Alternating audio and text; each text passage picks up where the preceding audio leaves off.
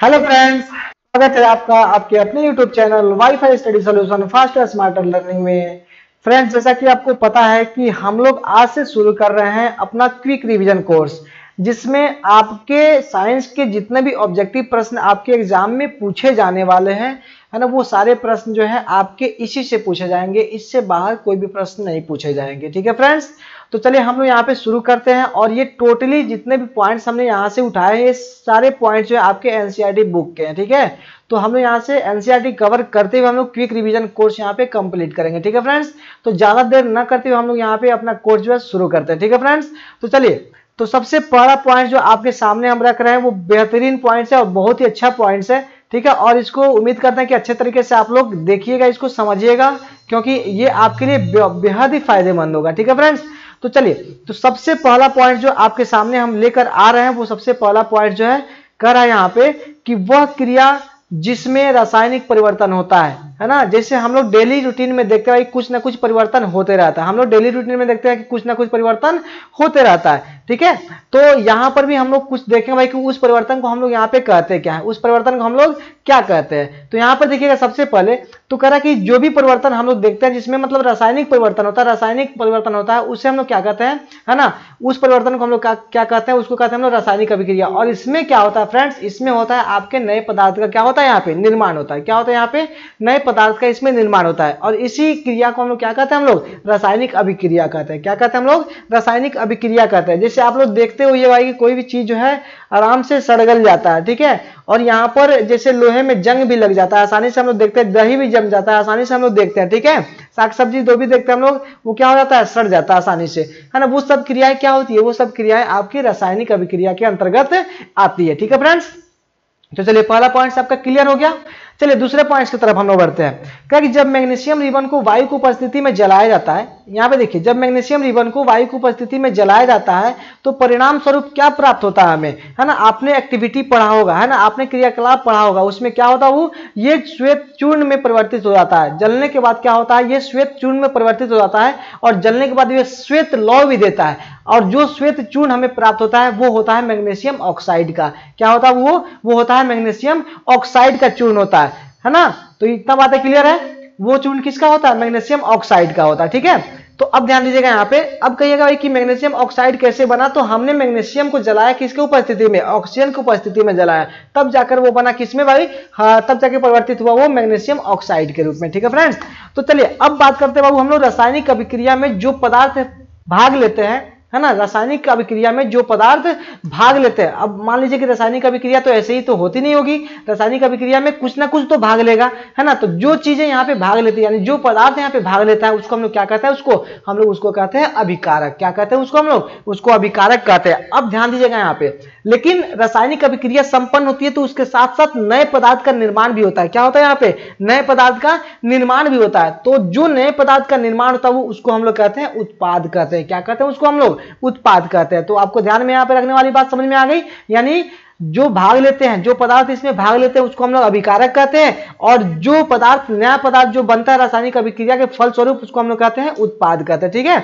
अब एक चीज यहाँ पे ध्यान देने वाली बात है कि अभिकारक, जब कभी भी रासायनिक अभिक्रिया हम लोग यहाँ पे करेंगे या फिर करवाएंगे, जब कभी भी रासायनिक अभिक्रिया, तो इसमें ध्यान देने वाली बात ये बाबू कि अभिकारक को हम हमेशा लेफ्ट में रखते हैं। कहाँ रखते हैं हम लोग, हमेशा लेफ्ट में रखते हैं। और उत्पाद को कहाँ रखेंगे बाबू, हम लोग हमेशा हम लोग राइट में रखेंगे। ठीक है, तो यहाँ पे तीसरा पॉइंट भी आपको क्लियर हो गया होगा। ठीक है फ्रेंड्स, तो यहाँ पे तीसरा पॉइंट भी क्लियर है। चलिए फिर अगले पॉइंट की तरफ बढ़ते हैं हम लोग। एक चीज यहाँ पे सबसे बड़ी ध्यान देने वाली बात ये है कि द्रव्यमान का नियम, है ना। यहाँ पे देखिए, सबसे पहले द्रव्यमान संरक्षण का नियम, सबसे पहले हम इस लाइन को पढ़ देते हैं, उसके बाद हम इसके बारे में कुछ चर्चा करेंगे। देखिए ध्यान से, क्योंकि द्रव्यमान का न, द्रव्यमान को अब यहाँ पे का हो गया, ये को होगा, द्रव्यमान को न तो बनाया जा सकता और न ही इसे नष्ट किया जा सकता। कहने का मतलब मास जो है नेवर क्रिएटेड नॉर डिस्ट्रॉयड, यानी इसको नहीं हम बना सकते और नहीं इसे नष्ट कर सकते हैं, है ना। इसी नियम को हम लोग क्या कहते हैं, द्रव्यमान संरक्षण का नियम कहते हैं। यानी कहने का मतलब अभिक्रिया में, है ना, जो भी अभिक्रिया में भाग लेता है अभिकारक, है ना, वो बनने के बाद उतना ही उत्पाद देगा, है ना, वो बनने के बाद उतना ही उत्पाद देगा। ठीक है, यानी कहने का मतलब उसका मास जो होता है वो क्या होता है, कांस्टेंट होता है। मास कभी ना उसमें बनेगा और ना ही मास उसमें कभी डिस्ट्रॉय होगा, ना ही नष्ट होगा। ठीक है, तो उसी नियम को हम लोग क्या कहते हैं, द्रव्यमान संरक्षण का नियम कहते हैं। तो यहाँ पे आपका चौथा नंबर पॉइंट्स भी आपका यहाँ पे क्लियर हो गया होगा। ठीक है, चलिए अब बढ़ते हैं पांचवें पॉइंट्स की तरफ। तो पांचवें पॉइंट्स में आप ध्यान देने वाली बात ये अभी यहाँ पे कि कैल्शियम ऑक्साइड है ना, कैल्शियम ऑक्साइड जल के साथ अभिक्रिया करके क्या बनाता है, तो कैल्शियम हाइड्रोक्साइड बनाता है। यानी कहने का मतलब कैल्शियम ऑक्साइड कहने का मतलब यहाँ पे हो गया चूना, है ना। चूना जो है वो जब कभी भी पानी के साथ अभिक्रिया करेगा तो क्या बनाएगा, कैल्शियम हाइड्रोक्साइड बनाएगा, यानी बुझा हुआ चूना। क्या बनाएगा वो, बुझा हुआ चूना। यानी बिन बुझा हुआ चूना जो है वो जल के साथ अभिक्रिया करके क्या बनाएगा, आपका बुझा हुआ चूना बनाएगा। तो आपको पता चला यहां से, तो कैल्शियम हाइड्रोक्साइड यानी CaOH का होल 2, इसको हम लोग कहते हैं बुझा हुआ चूना भी कहते हैं इसको। तो ध्यान रखिएगा, ये बहुत ही इंपॉर्टेंट चीज है ना, और ये अक्सर एग्जाम में पूछे जाते हैं और ये कई बार पूछे गए, है ना। इसीलिए आप इसको थोड़ा सा ध्यान में रखिएगा, इस सूत्र को थोड़ा सा आप इसको ध्यान में रखिए, क्योंकि ये अक्सर पूछेगा और कई बार पूछेगा, ठीक है। चलिए तो आपको यहां पर क्लियर भी हो गया होगा, ठीक है। यहां पर आपका पांचवा पॉइंट्स भी क्लियर हो गया होगा, ठीक है। चलिए फिर हम यहां पे छठे पॉइंट्स की तरफ बढ़ते हैं। तो यहां पे ध्यान दीजिएगा, कह कि बिन बुझा हुआ चूना से बुझा हुआ चूना बनाने की क्रिया कौन सी अभिक्रिया है, कौन सी अभिक्रिया है। तो सिंपल सी बात है अब यहाँ पे, है ना। यहाँ पे देखिएगा, बिन बुझा से जब हम चूना बनाते हैं यानी कैल्शियम हाइड्रोक्साइड बनाते हैं तो वो होता है संयोजन अभिक्रिया होता है। क्या होता है वो, संयोजन अभिक्रिया होता है, ठीक है। तो यहाँ पे छठा पॉइंट्स भी आपको क्लियर हो गया होगा, ठीक है। यहाँ पे कैल्शियम ऑक्साइड जो होता है बिन बुझा चूना होता है, वो जब भी वो जल के साथ अभिक्रिया करेगा, है ना, तो वो बनाएगा क्या, आपका कैल्शियम हाइड्रोक्साइड बनाएगा, है ना। और वो जिस प्रकार का अभिक्रिया करता है उस अभिक्रिया को हम लोग क्या कहते हैं, संयोजन अभिक्रिया कहते हैं। क्या कहते हैं उसको हम लोग, संयोजन अभिक्रिया कहते हैं, ठीक है फ्रेंड्स। तो यहाँ पे 6 पॉइंट्स आपका क्लियर हो गया होगा। चलिए नेक्स्ट पॉइंट की तरफ हम लोग बढ़ते हैं। नेक्स्ट पॉइंट आ गया आपके सामने, अब सुनिएगा यहाँ पे ध्यान से।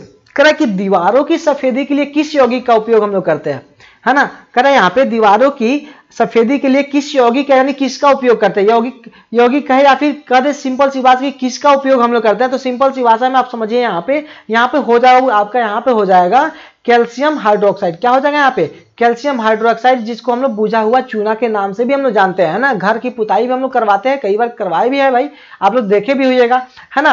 तो इसमें क्या होता है, वो ये जो कैल्शियम हाइड्रोक्साइड जो होता है ना, यहाँ पर सिंपल सी भाषा में अगर समझिए तो ये कार्बन डाइऑक्साइड के साथ अभिक्रिया करके, है ना, कैल्शियम कार्बोनेट का जो है एक पतली सी परत जो बना लेता है, जो बहुत ही सफेद होता है ना। इसी कारण क्या होता है, हमारे दीवारों पर सफेदी आ जाती है, ठीक है। तो हम लोग सिंपल सी भाषा में समझ आओ तो यहाँ पे कैल्शियम हाइड्रोक्साइड का हम लोग उपयोग करते हैं दीवारों की सफेदी के लिए, ठीक है। और इसका सूत्र हमने सबसे पहले आपको बता भी रखा, ठीक है, बता भी दिया मैंने, ठीक है। तो इसको आप लोग ध्यान में रखिएगा, ठीक है। तो यहाँ पे 7वां नंबर पॉइंट्स भी आपका क्लियर होता है, ठीक है।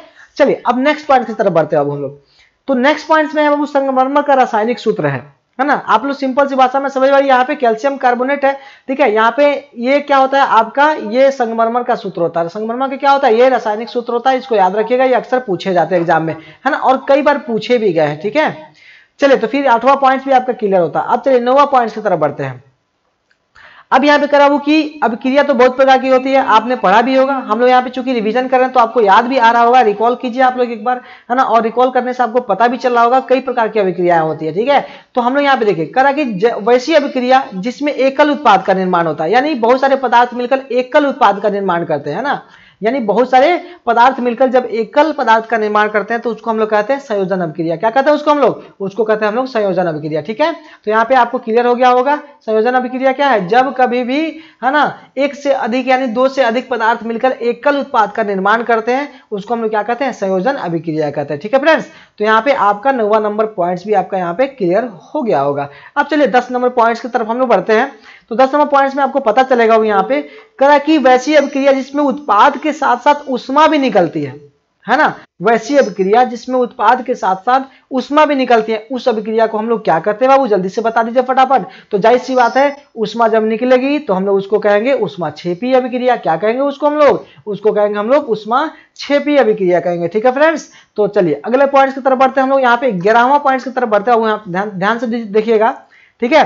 तो 11वां पॉइंट जो आपके सामने है यहाँ पे दिखाई दे रहा होगा, कहा कि प्राकृतिक गैस का दहन और श्वसन किस प्रकार की अभिक्रिया का उदाहरण है। तो यहाँ पे सिंपल सी भाषा में आप देख लीजिए, जब कभी भी आपसे पूछा जाएगा बताइए प्राकृतिक गैस का दहन जो है वो किस प्रकार की अभिक्रिया है, या फिर बोल दिया जाए कि श्वसन किस प्रकार की अभिक्रिया है, तो आपको क्या देने हैं आंसर में, आपको देने हैं वो दोनों भाई साहब मेरे हैं जो, है ना, उष्मा क्षेपी अभिक्रिया है। क्या है वो, उष्मा क्षेपी अभिक्रिया है, ठीक है फ्रेंड्स। तो तो चलिए आपने 11वें नंबर पॉइंट्स भी देख लिया। अब चलिए हम लोग 12वें नंबर पॉइंट्स की तरफ बढ़ते हैं। यहाँ पे शक होगा, वो यहाँ पे शाक होगा, है ना, शाक होगा, ठीक है, यानी घास फूस की बात कर रहा हूँ, शाक सब्जियों की बात कर रहे हैं, है ना, जो भी कचरा होता है फेंक देते हैं हम लोग तो सड़गल जाता है, ठीक है। अब कह रहा है कि ये भी अभिक्रिया के कारण ही सड़गल पाते हैं, ठीक है, वहां पे बैक्टीरिया वगैरह रखते हैं, कुछ एंजाइम्स वगैरह छोड़ते हैं, वहां पे कुछ रासायनिक अभिक्रिया होती है, ठीक है, उसके बाद से वो जो भी वहां पे क्या बोलते हैं उसको, तरल पदार्थ में जो भी वो विघटित होता है उसको अवशोषित करते हैं जो बैक्टीरिया, ठीक है। तो तरल पदार्थ में बदलने की जो प्रक्रिया होती है ना, वो भी एक रासायनिक अभिक्रिया ही होता है। लेकिन करा कि भाई कि यह किस प्रकार की अभिक्रिया होती है ना, शाक सब्जियों का जो विघटित होना होता है, यह किस प्रकार की अभिक्रिया होती है।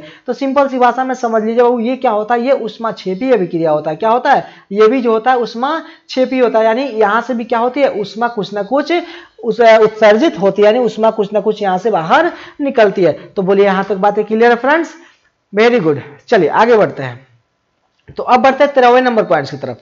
तो 13वें नंबर पॉइंट्स में आपको पता चल गया होगा कि यहाँ पे कह रहा है फेरस सल्फेट क्रिस्टल को गर्म करने पर उसका रंग किस में परिवर्तित हो जाता है ना, उसका रंग जो है कैसे परिवर्तित हो जाता है। तो उसका रंग सिंपल सी भाषा में उसका रंग जो हो जाता है वो हरा हो जाता है। क्या हो जाता है, वो हरा हो जाता है, ठीक है।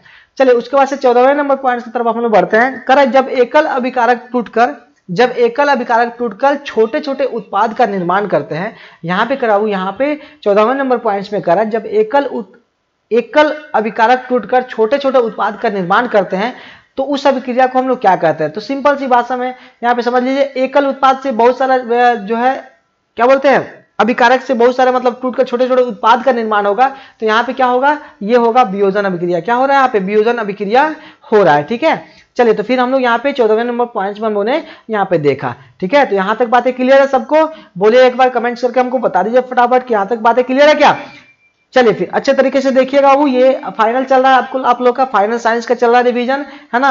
हम उम्मीद करते हैं कि आपके पास मतलब किसी प्रकार कोई तकलीफें नहीं होनी चाहिए, ठीक है। अगर किसी प्रकार कोई तकलीफें हो तो हमें कमेंट बॉक्स में जरूर बताइएगा फ्रेंड्स, ठीक है, ताकि हम लोग इसको लाइव क्लास में हम लोग कवर कर लें, ठीक है।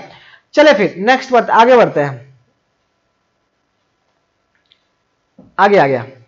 आप कराओ कि आपने फोटोग्राफी वगैरह जो भी है करवाया होगा, करवाया कि नहीं करवाया है ना, सबने कराया भाई। पहले की बात बताए तो पहले नेगेटिव वाला फोटो, अब तो मोबाइल आ गया भाई, बहुत सारा स्मार्टफोन वगैरह सब कुछ आ गया है ना। तो अब स्मार्टफोन में फोटो खींचो और स्मार्ट जो है फोटो बनते हैं, ठीक है। लेकिन अगर पहले की बात बताए या फिर आज भी बनते हैं, बहुत सारे लैब में जो भी फोटो बनते हैं आज भी बनते हैं बहुत सारे फोटो, लेकिन आज तो तकनीक बहुत आगे है। लेकिन अगर पहले की बात करें बहुत श्याम श्वेत फोटो यानी ब्लैक एंड व्हाइट फोटोग्राफी की अगर बात करें, है ना, तो उसमें हम लोग उपयोग करते थे किसका, AgCl का उपयोग करते थे। किसका उपयोग करते थे हम लोग, AgCl और AgBr, यानी कहने का मतलब सिल्वर क्लोराइड और सिल्वर ब्रोमाइड का हम लोग उपयोग करते थे, ठीक है, श्याम श्वेत फोटोग्राफी में। और ये पॉइंट जो आपके लिए बहुत ही इंपॉर्टेंट पॉइंट्स है और बहुत ही महत्वपूर्ण पॉइंट्स है, ये कई बार प्रश्न पूछे जा चुके हैं, है ना। और ये टोटल जो है वो आपके NCERT बुक का ही है ना, इसीलिए आपको बिल्कुल भी असावधानी नहीं बरतनी है, एकदम पूरे सावधानी से देखने हैं आपको इस टॉपिक को, पूरे लास्ट तक देखने हैं, है ना, और अच्छे तरीके से देखना है, ठीक है। और किसी प्रकार कोई तकलीफें नहीं होनी चाहिए, अगर होनी चाहिए वही अगर होगी तो आपको कमेंट बॉक्स में जरूर बताने हैं हमें, ठीक है, ताकि हम उस परेशानी का हल निकाल सके, ठीक है फ्रेंड्स। तो चलिए हम यहाँ पे 15वें नंबर पॉइंट्स की तरफ बढ़ रहे हैं। तो 15वें नंबर पॉइंट्स में अभी हमने देखा, क्या देखा हमने, श्याम श्वेत फोटोग्राफी में किस यौगिक का उपयोग होता है। तो हमने देखा वो यहाँ पे AgCl और AgBr, यानी कहने का मतलब सिल्वर क्लोराइड और सिल्वर ब्रोमाइड हमने यहाँ पे देखा, ठीक है। चलिए उसके बाद से सुनिए, अब 16वें नंबर पॉइंट्स की तरफ बढ़ते हैं। कहा कि अब बताइए अभिक्रिया तो बहुत सारा होता है, उसमें अवक्षेप वगैरह भी कुछ बनते हैं, है ना। अभिक्रिया तो बहुत प्रकार से होता है, लेकिन कुछ अभिक्रियाओं में क्या होता है, अवक्षेप का निर्माण होता है, ठीक है। कुछ अभिक्रिया में अवक्षेप का निर्माण होता है, आपने पढ़ा भी होगा, है ना। तो जिस अभिक्रिया में अवक्षेप का निर्माण होता है उसे हम लोग अवक्षेपण अभिक्रिया कहते हैं। क्या कहते हैं उसे हम लोग, उसे अवक्षेपण अभिक्रिया कहते हैं, यानी उसमें अवक्षेप का निर्माण होता है, ठीक है। चलिए उसके बाद से 16वें नंबर पॉइंट्स हमने देखा। चलिए अब बढ़ते हो हम लोग यहाँ पे 17वें नंबर पॉइंट्स में। चलिए करा कि वैसी अभिक्रिया जिसमें उपचयन और अपचयन दोनों हो उसे क्या कहते हैं हम लोग। तो करा कि वैसी अभिक्रिया जिसमें उपचयन और अपचयन दोनों हो, ठीक है, यानी ऑक्सीडेशन और रिडक्शन दोनों प्रकार की अभिक्रियाएं होती है एक साथ, है ना। तो उसको हम लोग कहते हैं रेडॉक्स अभिक्रिया। क्या कहते हैं उसको हम लोग, उसको कहते हैं रेडॉक्स रिएक्शन कहते हैं या फिर रेडॉक्स अभिक्रिया कहते हैं। क्या कहते हैं उसको हम लोग, रेडॉक्स रिएक्शन या फिर रेडॉक्स अभिक्रिया उसको कहते हैं। तो बोलिए यहाँ तक बातें क्लियर है। तो हमने अभी 17वें नंबर पॉइंट्स भी हमने यहाँ पे देखा, ठीक है। उसके बाद चलिए हम बोलता हूँ 18वें नंबर पॉइंट्स की तरफ हम लोग बढ़ते हैं, ध्यान रखिएगा। अब करा कि वैसी अभिक्रिया जिसमें आयनों का आदान प्रदान होता है। क्या होता है यहाँ पे? आयनों का आदान प्रदान होता है ना। यानी कहने का मतलब एक पदार्थ जो है दूसरे पदार्थ के आयनों को लेता है और देता है, ठीक है। यानी कहने का मतलब एक दूसरे में क्या होता है? आदान प्रदान होता है, ठीक है। तो उस टाइप की अभिक्रिया को हम लोग कहते हैं द्विविस्थापन अभिक्रिया। क्या कहते हैं उसको हम लोग? बताइए जल्दी से फटाफट। उसको कहते हैं हम लोग द्विविस्थापन अभिक्रिया, उसको हम लोग कहते हैं, ठीक है। तो यहाँ पे हमने 17वां नंबर पॉइंट्स में हमने यहाँ पे देखा, ठीक है, और इसको समझ भी गए होइएगा आप लोग। चलिए उसके बाद से बाबू बात करते हैं हम यहाँ पे, फटाफट देख लीजिए। यहाँ पे करा कि विस्थापन अभिक्रिया, यहाँ पर एक पॉइंट से आपको मिल रहा होगा यहाँ पे विस्थापन अभिक्रिया।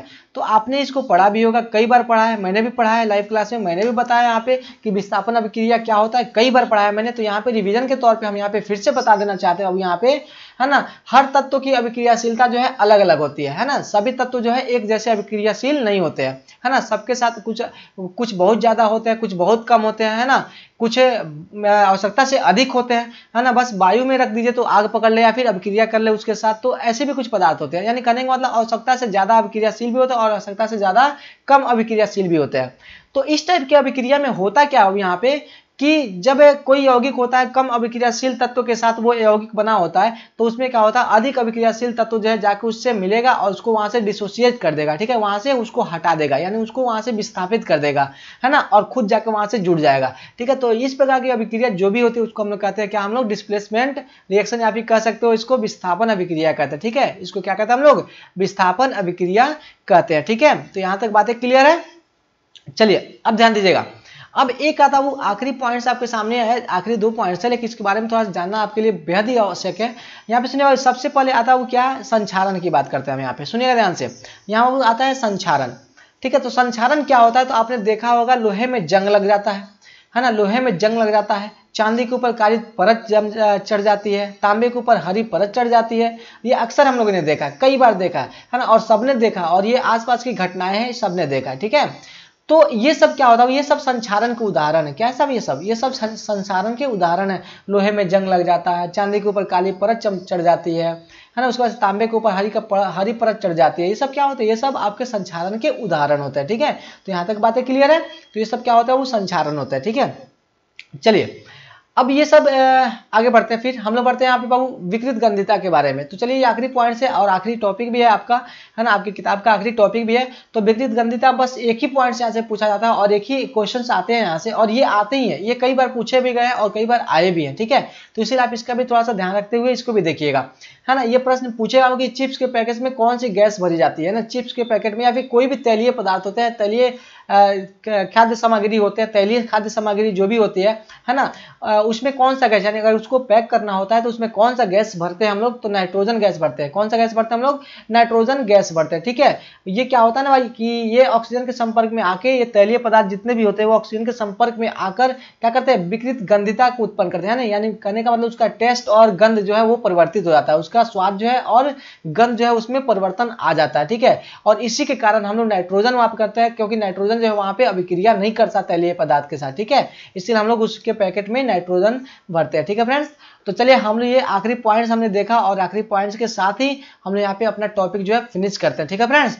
तो अब ध्यान देने वाली बात ये है बाबू यहाँ पे कि आप लोग का यहाँ पे चैप्टर शुरू हुआ है आज, ठीक है, और रेगुलर ये जो है आपका रेगुलर चलेगा, एक चैप्टर रेगुलर चलेगा आपका, चाहे वो वीडियो कितना भी लंबा क्यों ना हो। ये फाइनल रिवीजन चल रहा है आप लोग का, इसीलिए आप सबसे अनुरोध है कि आप लोग वीडियो को लास्ट तक देखिएगा और अच्छे तरीके से देखिएगा, है ना, क्योंकि आपका फाइनल रिवीजन है और इससे क्या होगा, आपका कोई भी ऑब्जेक्टिव एग्जाम में बिल्कुल नहीं मिस होगा। इस बात की हम गारंटी लेते हैं कि आपका कोई भी एग्जाम में ऑब्जेक्टिव मिस नहीं होगा, क्योंकि ये टोटल लाइन जो है आपके एनसीईआरटी की है ना, और आप एनसीईआरटी का रिवीजन मैं समझिए यहाँ पे आपका करवा रहा हूँ, ठीक है फ्रेंड्स।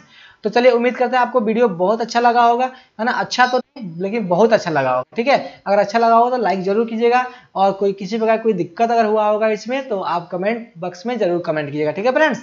तो चलिए हम लोग फिर मिलते हैं अपने लाइव क्लास में, और ये क्लास रेगुलर लगेगी, ठीक है, ये क्लास जो है आपका रेगुलर लगेगी 5:15 सुबह में, ठीक है। इसीलिए आप लोग बिना झिझक बिना किसी तकलीफ के इस वीडियो को देखिए, अच्छे तरीके से देखिए, लास्ट तक देखिए और रेगुलर हो जाइए, ठीक है।